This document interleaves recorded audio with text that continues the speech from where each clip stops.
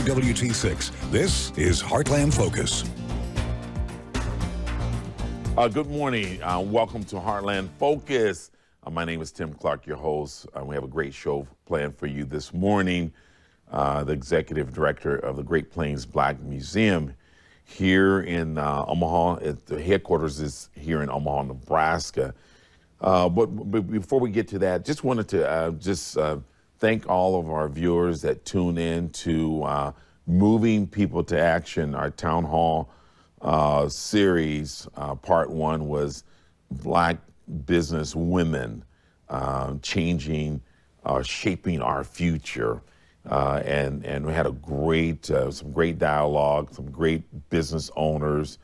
On average, you had probably about 30 years of business experience with some of the folks, and then some really good conversation. We had a special report that was sponsored by Department of Health and Human Services with Dr. Fadu.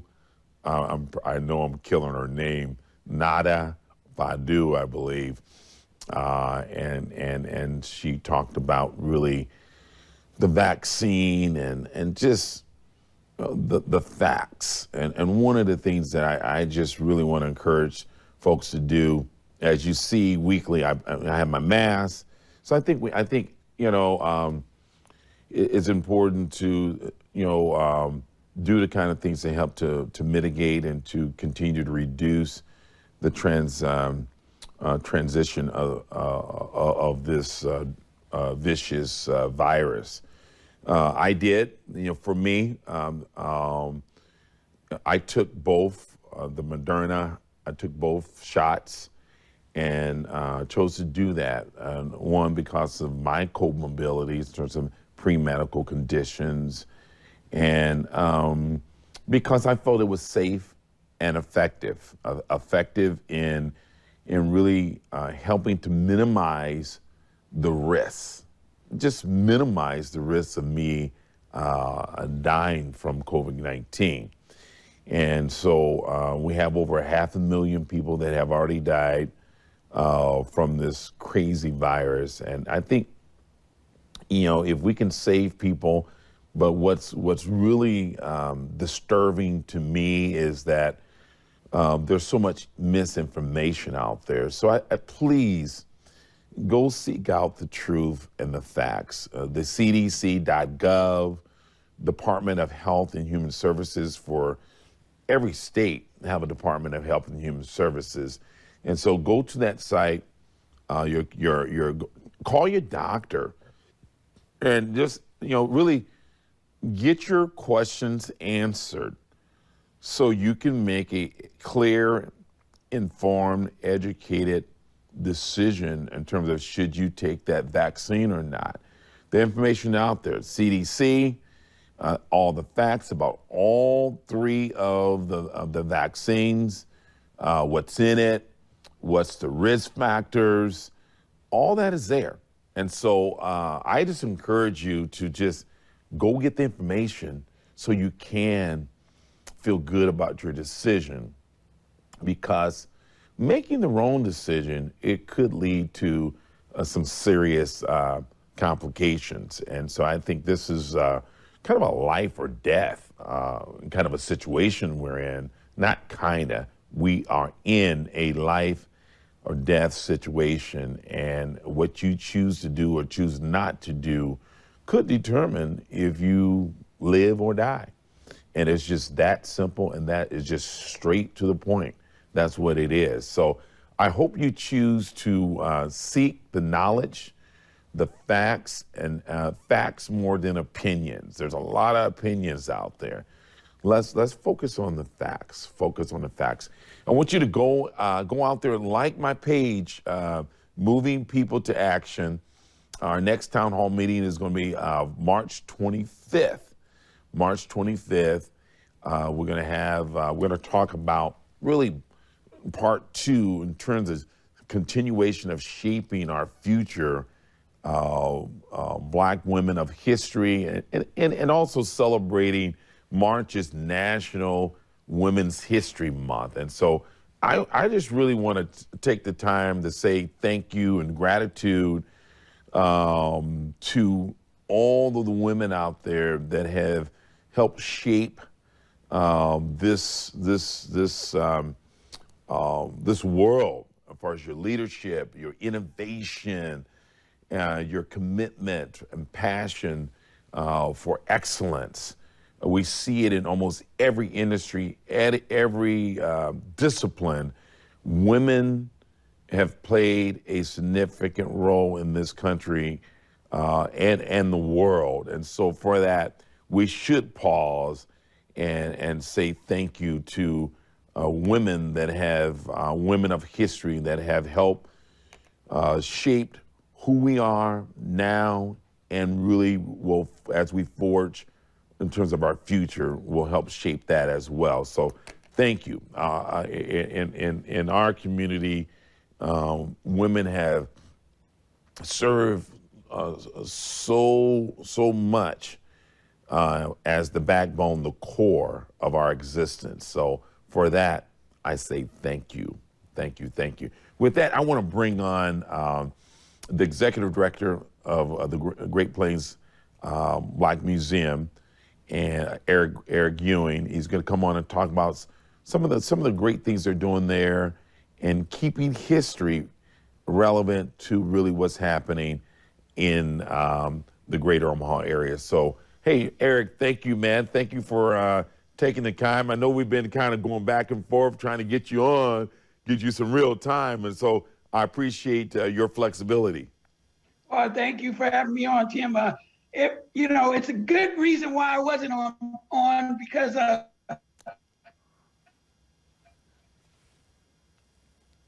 the being busy. So I'm not necessarily, as you were referring to it as this being Women's History Month.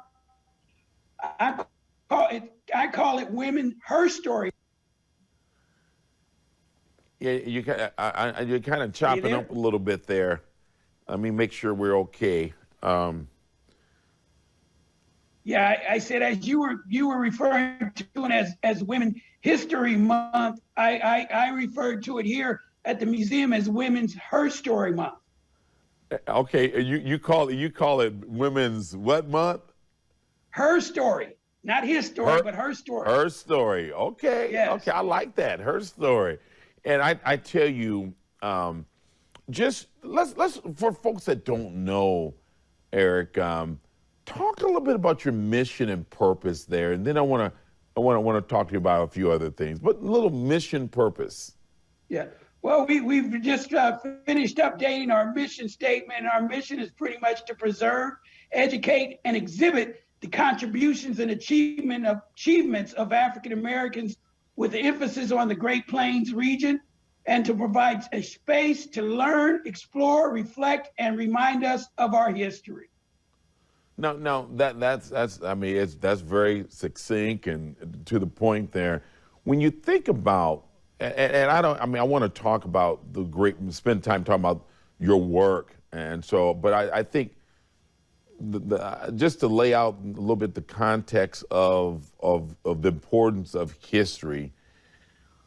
When you think about all the things that we're experiencing now, especially as Black people and people of color, African Americans, what might, when you look at history, Eric, right? What might we learn? I mean, did we not pay attention to history? I mean, in so many areas, it seemed like some areas seem like we're going backwards, or we did not pay attention to history. Civil rights, women's rights, all those kind of things. And, and how do we continue to learn from our past to forge our future? Well, Tim, you mentioned that, have we not learned from it? I think part of that reason is because it's not a part of the curriculum, being taught in schools. And I think it needs to be woven in, into our education, and in particularly various Women's History Month, Black History Month. They shouldn't be just a month-long event. It should be woven in through throughout the school year. And I think it would have a more value to everyone, not just the individuals that it's focused on, but it would be beneficial to everyone.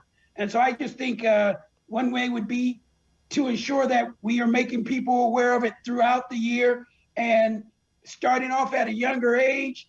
And so people would understand some of the events and things that have occurred. So then that way we don't repeat them. You know, I like to also refer and tell folks, last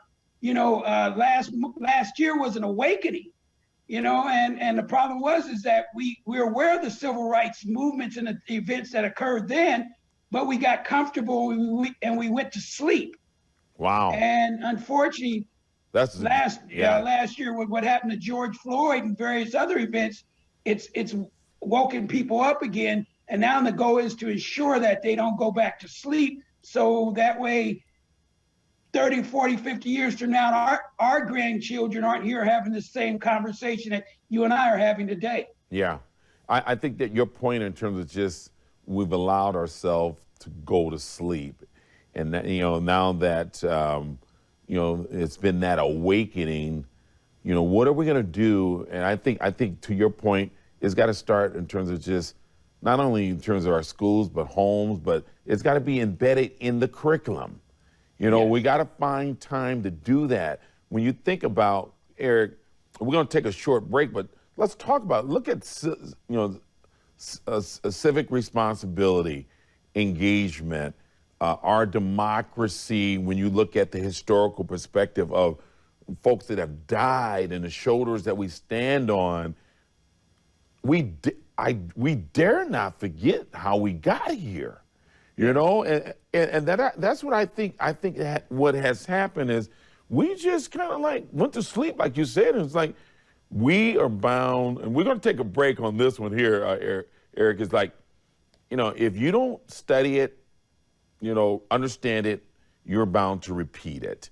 And so when we come back, I want you to talk about that and talk about what you guys are doing at the museum to keep it alive in terms of just African-American history, especially from a Great Plains perspective. We'll be right back. Hey, welcome back to Heartland Focus. My guest is Eric Ewing, the Executive Director of Great Plains Black Museum, History Museum. Got to put that history in there. That's important. But Eric, thank you so much. One of the things in terms of as we look at Black history, are we talking about American history? Why we just, you know, kind of segregated to just February? And I think sometimes that's probably why we miss it, because in our minds, it's kind of like we only got to pay attention to Black history for 28 days, and then we can move on. Talk to me, brother. Well, you know, the thing is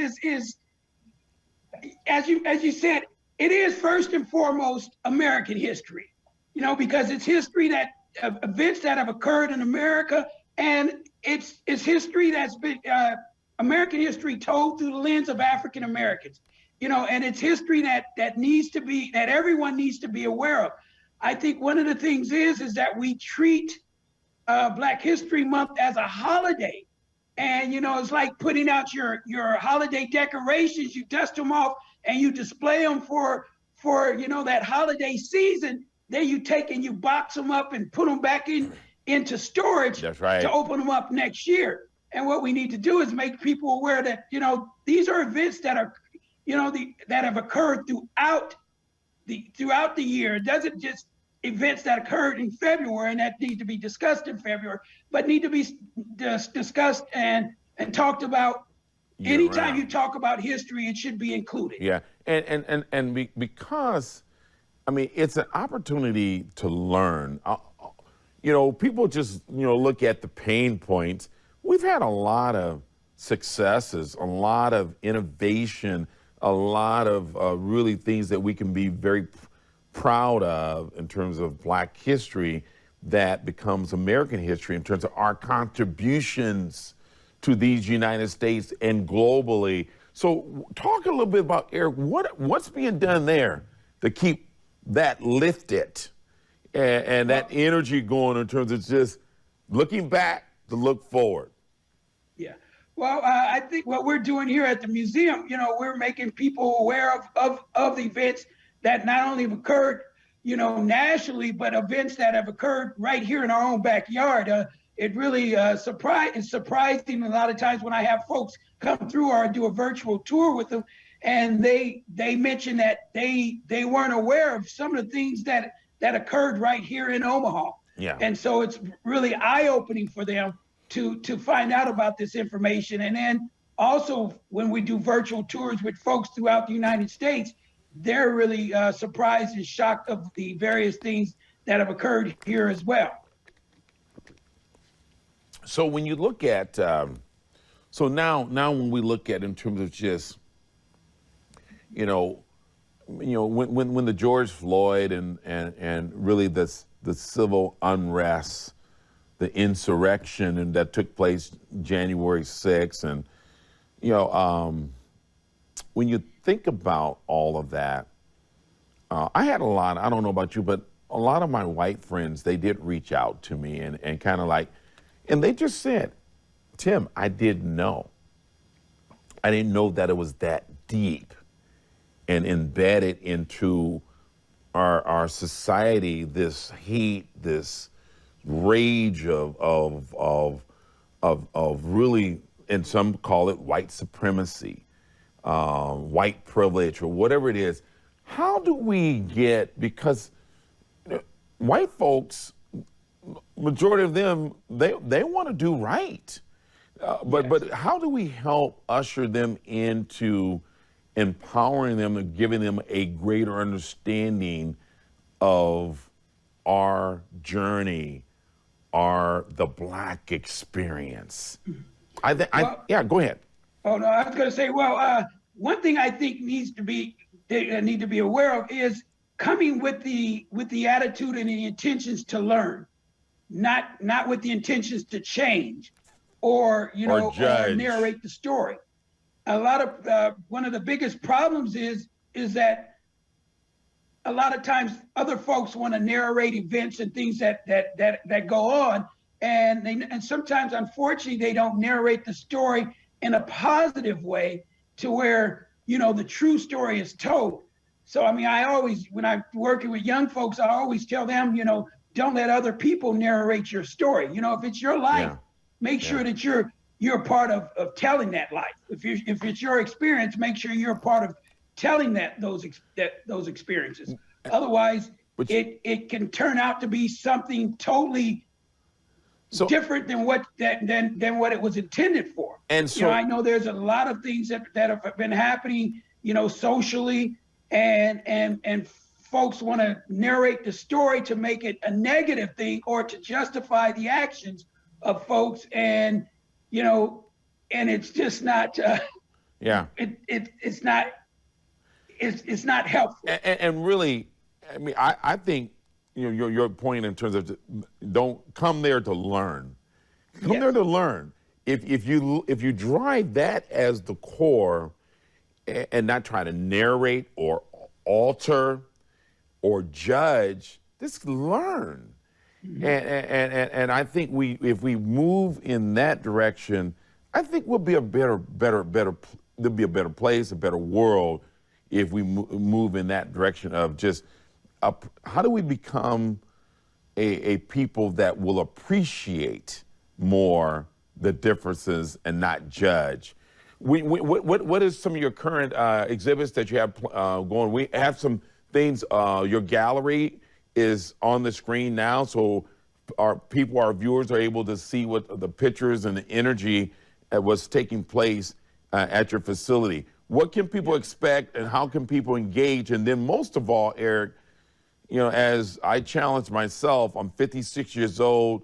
I want 56 members this year to join the Black History Museum. And so how can people help, and what can they expect if they come and see you guys virtually or physically? Well, current exhibits we have on display, with this being, again, Women's Her Story Month, we have an exhibit called the African American Women's Her Story exhibit, which focuses on nationally known African-American women, as well as locally known African-American women. And we also have a permanent exhibit. Some of the artifacts change depending upon what we get from people who wanting to donate things. We have an exhibit called Hate and Hope. Just from the name itself, probably is self-explanatory. That exhibit tends to bring up a lot of conversation, and maybe in some cases create some discomfort for folks. We have an exhibit on display called the Black Citizenship in the Age of Jim Crow. Another exhibit focusing on, it's a condensed exhibit, and the full exhibit will be on display during Native Omaha Days if we have that this year, called the 24th and Glory exhibit, which focuses on some of the athletes from North Omaha, as well as some of the social issues that were going on during the time as they were in their heyday. We also have an exhibit up called the Poor's Club, a civil rights group ahead of its time. Yeah. It focuses on a local civil rights organization that was addressing civil rights issues during the mid to mid 40s into the mid 50s. See, I mean, you know what? You can go on and on about what's out there to really help educate folks, but you can have it all you want, but if people don't engage and really seek the truth, but I think part of it starts with seeking understanding and learning. And I think one of the things, I don't know, when some folks actually a white gentleman told me this. They said a lot of the problems that we're faced with right now, he just said, it's not going to change unless everybody, put their hands in, roll up their sleeves, and do the necessary work. And he said, more white people have to be willing to understand and learn the plight and the journey of black folks that have really suffered for over 400 years in this country. And it's almost like we're at a point now. So I hope with some of those exhibit points that you named off, that there's opportunity, and I know you do, probably for discussions where people can learn and really have a better understanding, because we got to get back to the point where people are not afraid to have conversation. So many people feel, well, dang, I can't say this around a black person, or I can't say this around a Latino person. You cannot solve problems if you don't talk and have real conversations. Yes. So, well, I want you to think about, we're going to pull up your website. We're going to take a short break, but I want you to really focus on how people can support your mission and become a member, financially support the work that you guys are doing. Okay, so we'll take a short break and come back. Man, let us have it, Eric. We'll be right back with Eric Ewing, going to talk about how you can help lift and keep the energy that's taking place with the Great Plains Black History Museum right here in Omaha, Nebraska. Stay with me.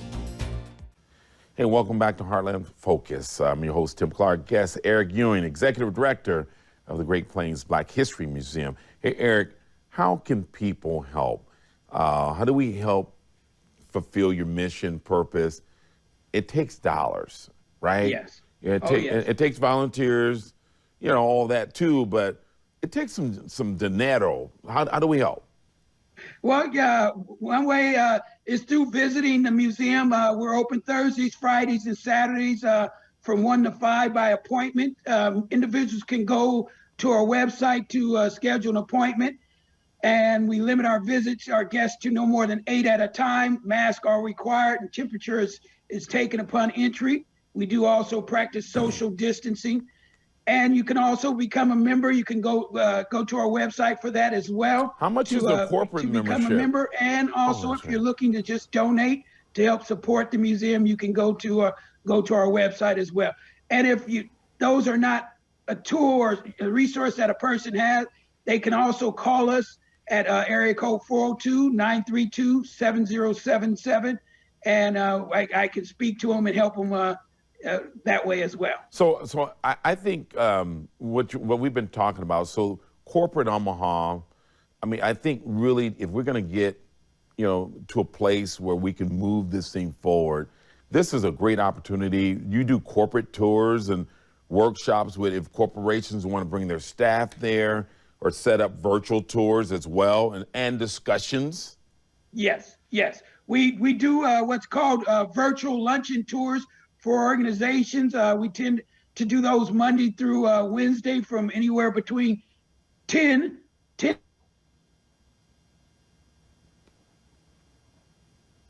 We'll even do evening virtual tours and presentations. Nice.